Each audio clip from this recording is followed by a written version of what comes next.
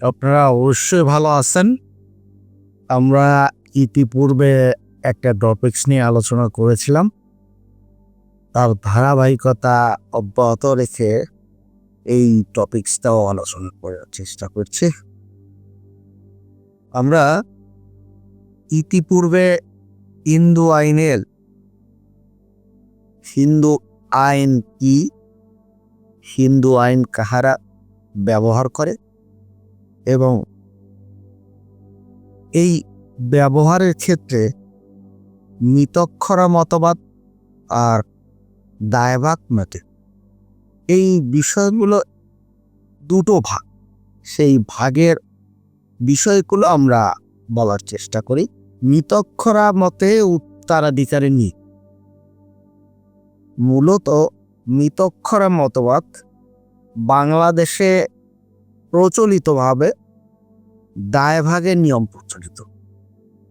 তারপরও এই দেশে এমন বহু ব্যক্তি বসবাস করেন যারা পূর্বে বিহার বা পশ্চিমবাসী ছিলেন। এই ব্যক্তিগণ এখনো মিতক্ষরা মতবাদটাকে প্রকৃতপক্ষে ধারণ করে। মিতক্ষরা মতবাদের উত্তরাধিকার সম্পর্কে একটু আলোচনা করবে। মিতক্ষরা আইনে উত্তরাধিকার 3 শ্রেণী: স্বপিণ্ড, সমানোদক ও বন্ধু। আমরা স্বপিণ্ডর ব্যাপারে যেটা বলবো, পিণ্ড মতবাদ হিন্দু আইনের মূল ভিত্তি। স্মৃতিশাস্ত্রে উল্লেখ আছে যে যারা মৃত ব্যক্তির স্বপিণ্ড, তারা মৃত ব্যক্তির ত্যায্য সম্পত্তির অধিকারী। এই স্বপিণ্ডর তালিকাটা আমরা একটু আলোচনা করি।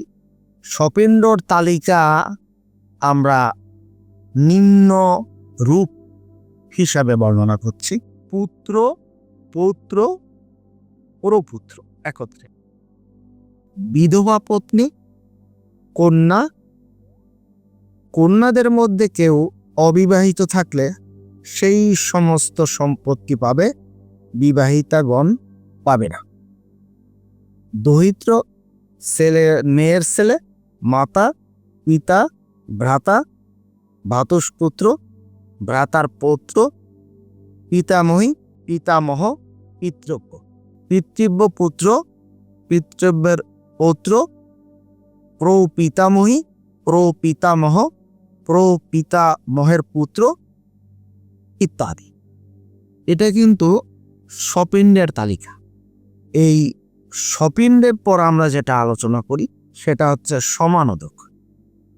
প্রথম শ্রেণীর উত্তরাধিকার তথা উপরে বর্ণিত স্বপিণ্ডের তালিকা ক্রম 1 থেকে 7 পর্যন্ত স্বপিণ্ড পাবে। এটা হচ্ছে স্বপিণ্ডের যে তালিকা আমরা বর্ণনা করেছি সেই ক্ষেত্রে। তার পরের বিষয়টা হচ্ছে বন্ধু। উত্তরাধিকার নির্ণয়ে শুধু মিতক্ষরা আইনে বন্ধু ব্যবহার হয়ে থাকে। সমানোদকগণের অভাবে বন্ধুগণ উত্তরাধিকারী হয়ে থাকে। এই মিতক্ষরার বিষয়ে পণ্ডিত বিজ্ঞানেশ্বরের মতে বন্ধু আবার 3 প্রকার: আত্মবন্ধু, পিতৃবন্ধু, মাতৃবন্ধু। এই আত্মবন্ধু অর্থাৎ নিজের বংশজ বন্ধু, পুত্রের দৈত্য। পিতৃবন্ধু পিতার বংশজ বন্ধু।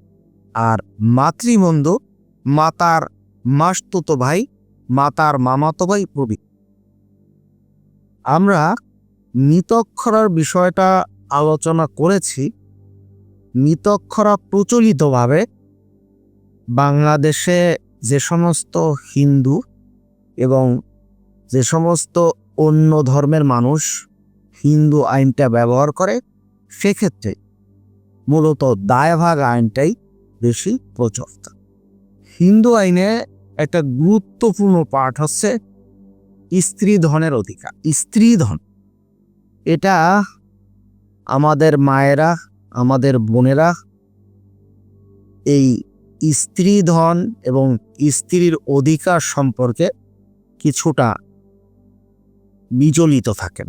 তারা মূলত মনে করেন যে হিন্দু আইনে স্ত্রীদের বা মেয়েদের অধিকার খুবই কম। এটা আসলে জানার ভুল, বোঝার ভুল। আমরা মনে করি স্ত্রীধন বা স্ত্রীর যে অধিকার, সেই অধিকারটা হিন্দু আইনে খুবই গুরুত্বপূর্ণ একটা বিষয়। আমরা স্ত্রীধনটা কি? স্ত্রীধন হচ্ছে নারীর ব্যক্তিগত সম্পত্তি, যে সম্পত্তির উপর নারীর চূড়ান্ত অধিকার আছে, যে সম্পত্তিতে অন্য কারো কর্তৃত্ব নেই, তাকে স্ত্রীধন দেয়। আমরা এই স্ত্রীধনের ব্যাপারে দায়ভাগ এবং মিতক্ষরা উভয় মতে এর নিয়ম প্রযোজ্য। আমরা কুমারী কন্যার ওয়ারেসদের তালিকা বিষয়েও আমরা একটু আলোকপাত করছি। কুমারী কন্যার ওয়ারেসদের যে তালিকা, সেটার মধ্যে আছে সহোদর ভ্রাতা, মাতা পিতা, পিতার নিকটতম ওয়ারেস। এই দায়ভাগা বা দায়ভাগ এ মতে যে উত্তরাধিকারের বিষয়গুলো, এটা বাংলাদেশে খুবই প্রচলিত এবং বাংলাদেশের হিন্দুরা ভাগ আইন বা মতবাদটাকে বেশি গুরুত্ব দেয়। চতুর্দশ শতাব্দীতে পণ্ডিত জিমুত বাহন দায়ভাগা রচনা করে। দায়ভাগ উভয় বাংলার হিন্দুদের মধ্যে প্রচলিত। বিতক্ষরা মতবাদকে সনাতন পন্থী পণ্ডিত শ্রেণী ও দায়ভাগকে মার্জিত পণ্ডিত শ্রেণী বলা হয়ে থাকে। দায়ভাগ মতে উত্তরাধিকার 3 শ্রেণীর: সপিণ্ড, সকুল্য, সমানত। আমরা সপিণ্ডর ব্যাপারে খানিকটা আলোচনা করি। পণ্ডিত জিমুত বাহন সপিণ্ডর অর্থ করেছেন যে মৃত ব্যক্তির শ্রাদ্ধ। শাস্ত্র মতে যারা পিণ্ডদানের অধিকারী, তারাই মৃত ব্যক্তির সপিণ্ড এবং উত্তরাধিকার হওয়ার যোগ্য। এই সপিণ্ডের একটা তালিকা উনি মূলত দেওয়ার চেষ্টা করেছেন। সপিণ্ডর তালিকায় পুত্র, পৌত্র, পরপৌত্র, বিধবা স্ত্রী, কন্যা, দহিত্র, পিতা, মাতা, ভ্রাতা, ভ্রাতার পুত্র, ভ্রাতার পৌত্র পর্যায়ক্রমে। উত্তরাধিকারের নিয়ম, উত্তরাধিকারের নিয়ম আমরা যেভাবে পেয়ে থাকি, সেটা অনেক ক্ষেত্রে আমরা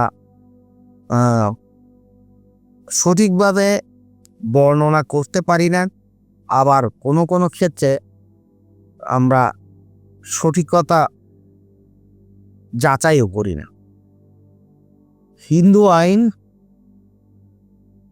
যে দৃষ্টিভঙ্গিতে সৃষ্টি, এই আইন আধুনিক, প্রাঞ্জল এবং বিষয়ভিত্তিক, শাস্ত্রভিত্তিক।